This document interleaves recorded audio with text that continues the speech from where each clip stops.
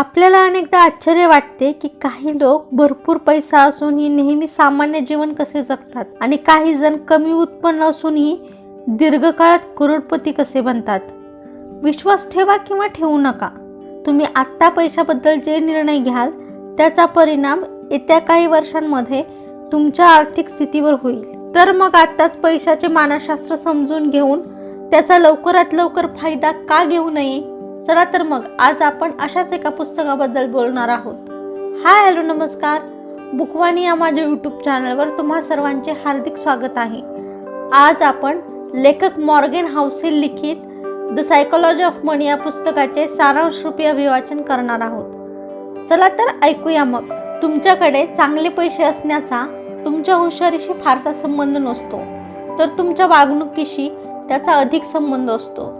योग्य गोष्टींमध्ये गुंतल्यास तुम्हाला यश मिळण्याची शक्यता जास्त असते. त्याचप्रमाणे कितीही बुद्धिमत्ता, समज किंवा दूरदृष्टी असली तरी वाईट वागणुकीच्या परिणामांपासून तुमचे रक्षण होऊ शकत नाही. पुस्तकातील प्रत्येक प्रकरण हे एखाद्या व्यक्तीची पैशाबद्दलची वागणूक आणि दृष्टिकोन दर्शवते. काही वागणुकींमुळे चांगले परिणाम मिळण्याची हमी असते, तर काहींमुळे अपयशाची हमी असते. तसं पाहायला गेलं तर हे पुस्तक 20 भागांमध्ये विभागलेलं आहे, पण त्यातील आपण 12 महत्त्वाचे भाग पाहणार आहोत. या पुस्तकातील पहिला भाग, कुणीही वेडं नसतं. जग कसे चालते याबद्दल प्रत्येकाचा दृष्टिकोन वेगळा असतो. जगाकडे पाहण्याचा तुमचा दृष्टिकोन अनेक परिस्थिती, मूल्य आणि बाह्य प्रभावांनी प्रभावित होतो. जगात जे काही घडते त्यात तुमच्या पैशासंबंधीच्या वैयक्तिक अनुभवांचा 0.00001% इतका संबंध असतो.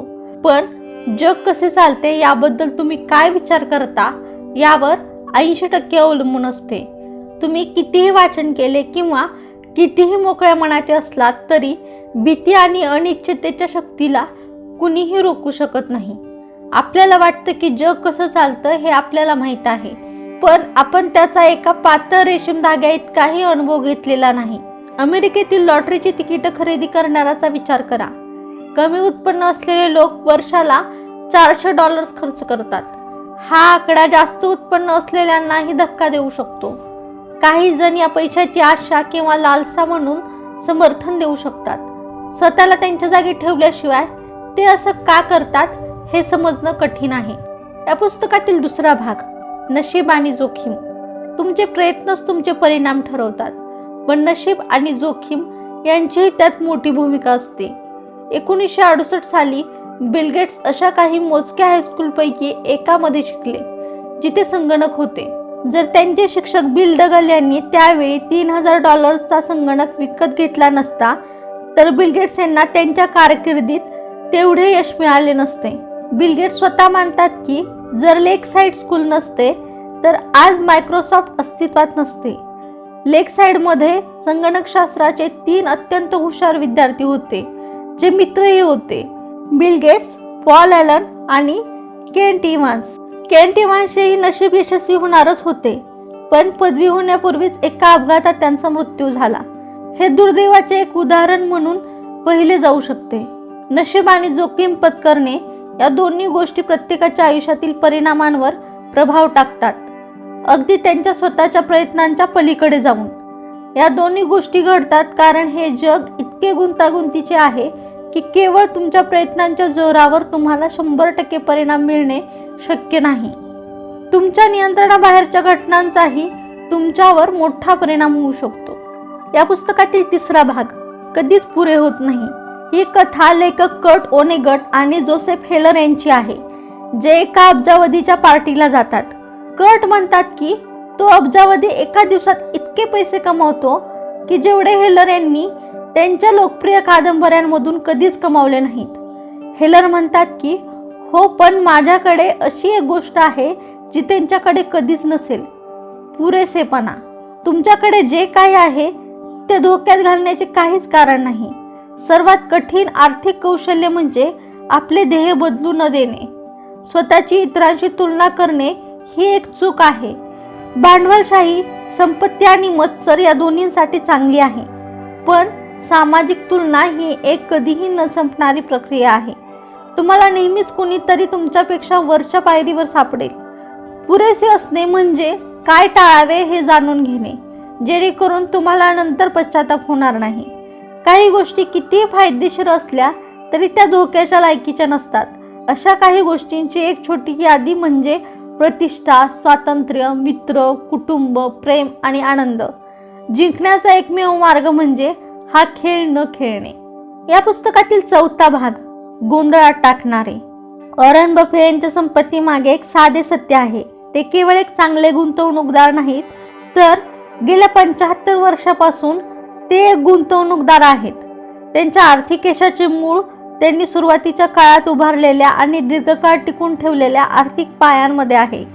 गुंतवणूक करणे हे त्यांचे कौशल्य आहे, पण त्यांचे रहस्य आहे वेळेचे भान. चांगल्या गुंतवणुकीचा संबंध नेहमी सर्वाधिक परताव्याशी नसतो, तर तो अशा चांगल्या परताव्याशी असतो जो तुम्ही दीर्घकाळ टिकून ठेवू शकता आणि पुन्हा पुन्हा मिळवू शकता. आणि इथे चक्रवाढ व्याज आपल्याला जादू दाखवते.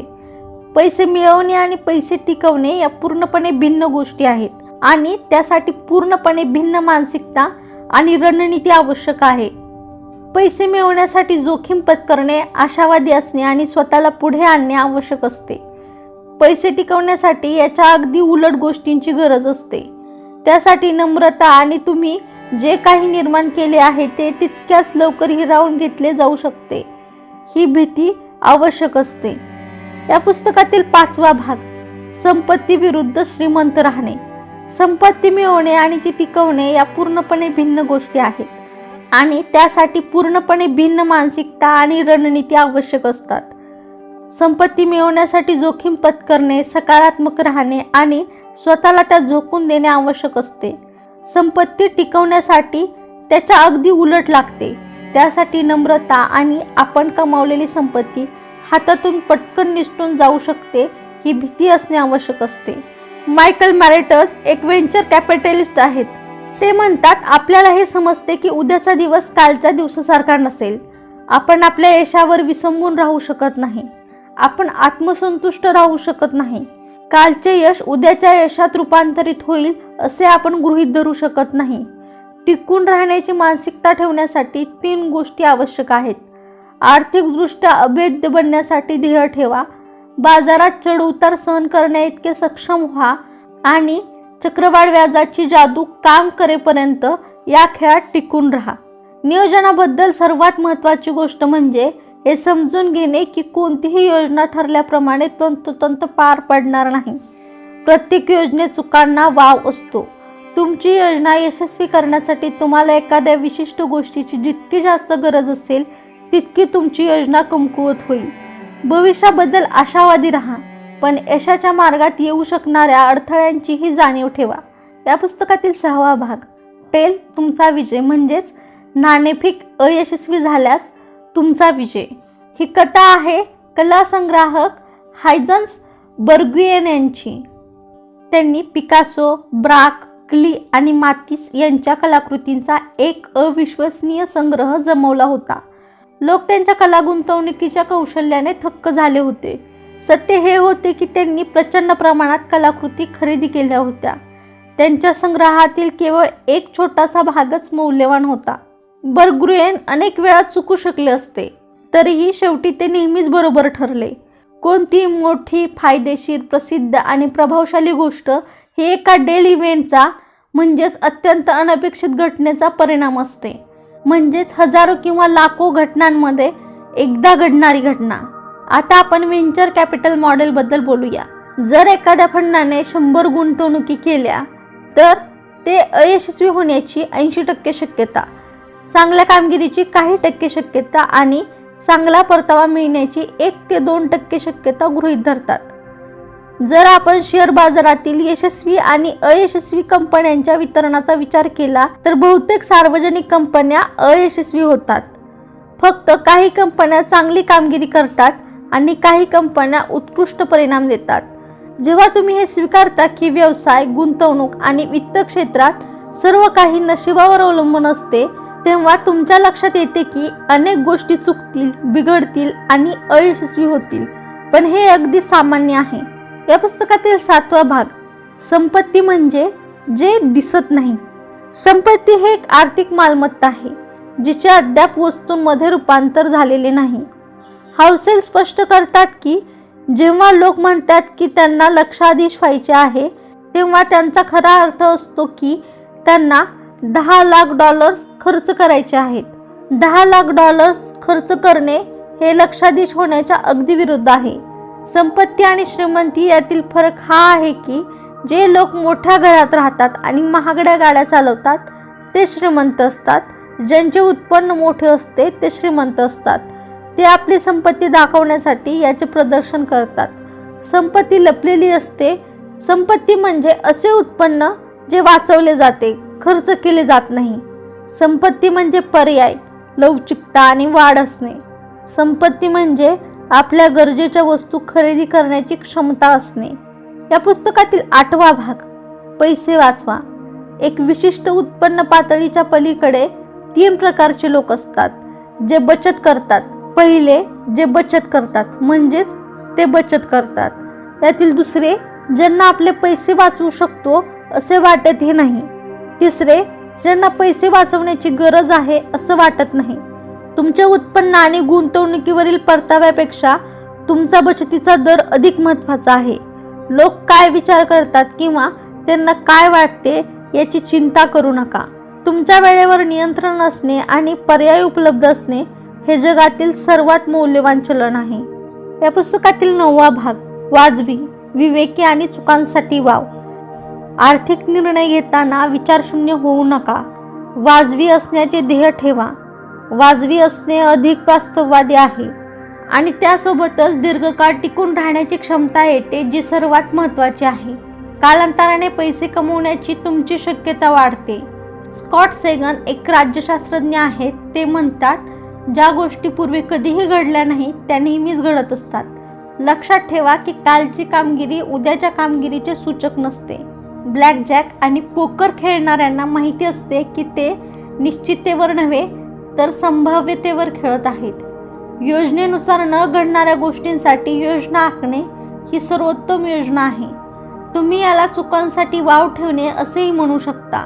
निश्चिततेवर नव्हे तर अनिश्चिततेवर चालणाऱ्या जगात सुरक्षितपणे वावरण्याचा हा एकमेव मार्ग आहे. जे दिसत नाही त्याची तयारी करणे किंवा त्याची अपेक्षा करणे खूप कठीण असते. मग तुम्ही काय करू शकता? तुम्ही अपयशाचे संभाव्य धोके टाळू शकता आणि अपयशाचा परिणाम कमी करू शकता. अपयशाचा सर्वात मोठा संभाव्य धोका म्हणजे कोणतीही बचत न करता केवळ एकाच उत्पन्नाच्या स्रोतावर तुमच्या खर्चासाठी आणि गरजांसाठी अवलंबून राहणे. आपत्कालीन निधी ही एक चांगली कल्पना आहे. ज्या गोष्टींची तुम्ही अपेक्षा करू शकत नाही किंवा ज्याचा अंदाज लावू शकत नाही अशा गोष्टींसाठी पैसे वाचवा. या पुस्तकातील 10वा भाग, तुम्ही बदलणारच. आपण आपल्या भविष्याबद्दल फार चुकीचे अंदाज लावू शकतो.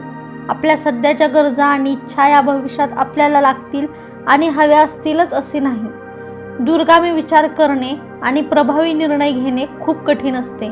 सत्य स्वीकारा, माणूस बदलण्यासाठीच बनलेला आहे.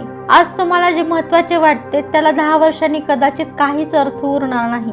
संकित खर्च, काल घेतलेले वाईट निर्णय जे आता बदलता येत नाहीत ते पुढे चालू ठेवणे. सतत बदलणाऱ्या जगात ही एक गोष्ट सैतानासारखी काम करते. ती आपल्या भविष्याला आपल्या भूतकाळाचे गुलाम बनवते. हे एखाद्या अनोळखी व्यक्तीसारखे आहे जो तुमच्या आयुष्यातील मोठे निर्णय घेतो. उदाहरणार्थ, जर तुम्ही एखाद्या व्यवसायात गुंतवणूक केली आणि त्यात सपशेल अपयशी झालात तर तुम्ही खूप पैसे गुंतवले आहेत म्हणून तो व्यवसाय चालू ठेवण्याचा निर्णय घेता. पण भविष्यात त्यातून नफा मिळेलच असे नाही याचा विचार करत नाही. यात जे नुकसान होते तो एक संकित खर्च असतो आणि संभाव्य नुकसानीपासून स्वतःचे संरक्षण करणे आवश्यक आहे. पैशाच्या संबंधित अनेक गोष्टींसाठी त्याचे मूल्य जाणून घेणे आणि ते देण्यास तयार असणे आवश्यक असते. यशस्वी गुंतवणुकीसाठी किंमत मोजावी लागते, पण ते चलन, डॉलर किंवा सेंट नसते. ते म्हणजे अस्थिरता, भीती, शंका, अनिश्चितता आणि पश्चाताप. या सर्वांकडे दुर्लक्ष करणे सोपे असते जोपर्यंत आपण त्यांचा थेट सामना करत नाही. माझे 20% पैसे बुडाले तरी चालेल असे म्हणण्याची सहज प्रवृत्ती फार कमी लोकांमध्ये असते. पण जर तुम्ही अस्थिरतेला एक शुल्क म्हणून पाहू लागलात तर गोष्टी वेगळ्या दिसू लागतात. जेव्हा तुम्ही दीर्घ कालावधीसाठी गुंतवणूक करता तेव्हा तुम्हाला अल्प कालावधीतील बाजारातील चढ उतार स्वीकारण्यासही तयार राहावे लागते. या पुस्तकातील 11वा भाग निराशावादाचा मोह. नकारात्मक विचार हे सकारात्मक विचारांपेक्षा केवळ अधिक सामान्य नाहीत, तर ते तुम्हाला अधिक हुशार असण्याचे भासवतात. ते तुम्हाला बुद्धिमत्तेच्या आवरणाखाली झाकतात आणि आपण सकारात्मकतेपेक्षा त्यांच्याकडे जास्त लक्ष देतो. जर तुम्ही एखाद्याला म्हणालात की सर्व काही ठीक होईल, तर ते एकतर निघून जातील किंवा गोंधळून तुमच्याकडे पाहतील. पण एखाद्याला सांगा की ते धोक्यात आहेत आणि तुम्हाला त्यांचे पूर्ण लक्ष मिळेल. डॅनियल काहने म्हणतात, हा सकारात्मक आणि नकारात्मक अपेक्षांमधील विषमतेचा आणि अनुभवाच्या सामर्थ्यांचा क्रांतीचा इतिहास आहे. जीव धोक्यांना संधीपेक्षा अधिक तातडीने मानतात, ज्यामुळे त्यांच्या जगण्याची आणि पुनरुत्पादनाची शक्यता वाढते. 2000 साली जेव्हा तेलाच्या किमती वाढल्या, तेव्हा विशिष्ट प्रकारचे तेल काढणे हे आर्थिकदृष्ट्या व्यवहार्य झाले. गरज ही शोधाची जननी आहे आणि मानवजात अमर्यादपणे नवनवीन शोध लावणारी आहे. लोक अडथळ्यांना आणि समस्यांना नवीन उपायांनी प्रतिसाद देतात. धोक्यांसोबत तितक्याच तीव्रतेने उपायही येतात. हा आर्थिक इतिहासाचा एक सामान्य आलेख आहे, जो अनेकदा संशयवादी लोकांकडून विसरला जातो. प्रगती मंद असते, पण धक्के आणि आपत्ती जलद आणि अधिक परिणामकारक असतात. अनेक करार एका रात्रीत होतात, पण चमत्कार क्वचितच एका रात्रीत घडतात. विकास हा चक्रवाढीवर आधारलेला असतो, ज्याला नेहमीच वेळ लागतो. विनाश म्हणजे काही सेकंदात घडणारे एकल अपयश आणि विश्वासाचा अभावही काही क्षणात होऊ शकतो. या पुस्तकातील 12वा भाग कबुली.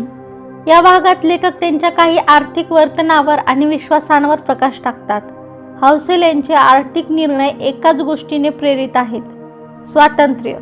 त्यांना व्यायाम, वाचन, पॉडकास्ट आणि शिकणे यांसारख्या कमी खर्चाच्या गोष्टींमध्ये आनंद मिळतो. त्यांनी कर्ज घेऊन घर घेतलेले नाही.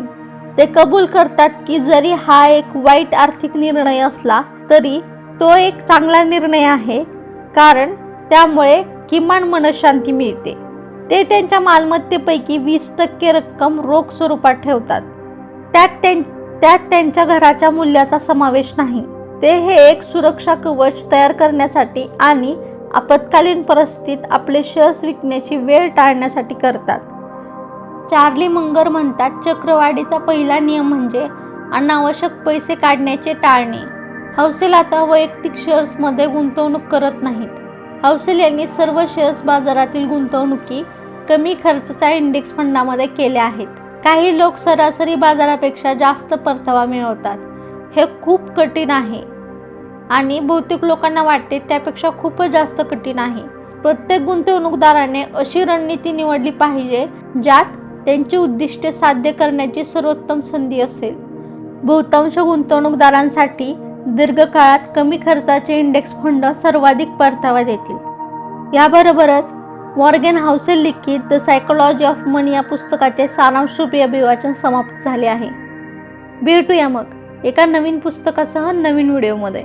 तोपर्यंत हे पुस्तक तुम्हाला आवडलं असेल तर या पुस्तकाची लिंक व्हिडिओच्या डिस्क्रिप्शनमध्ये देत आहे, तिथून तुम्ही ते खरेदी करू शकता. आणि हा व्हिडिओ तुम्हाला आवडला असेल तर व्हिडिओला लाईक करा, शेअर करा आणि चॅनलला सबस्क्राईब करा. नवीन व्हिडिओच्या नोटिफिकेशनसाठी बेल आयकॉन दाबायला विसरू नका. धन्यवाद.